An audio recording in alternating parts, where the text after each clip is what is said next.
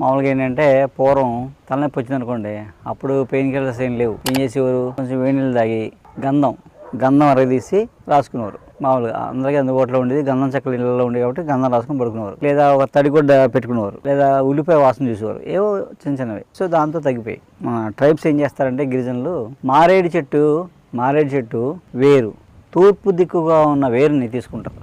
ఆ వేరు ఇంత లావు ఉన్న వేరు తీసి మొక్క చేసి ఆ మొక్క దాచుకుంటాం, ఇళ్ళల్లో ఎండబెట్టి దాచుకుంటాం. అది ఎన్ని సంవత్సరాలైనా ఇంక పాడవదు.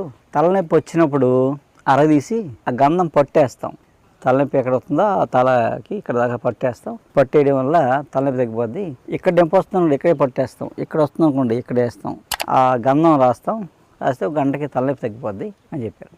అలాగే ఇంకేందుకు వాడతారో తెలుసా, తేలు కుట్టిందనుకోండి, తేలు, జర్రి, ఎలక కుట్టిందనుకోండి, అది అరగదీసే గంధం రాస్తారన్నమాట. రాయగానే నొప్పి తగ్గిపోతారు.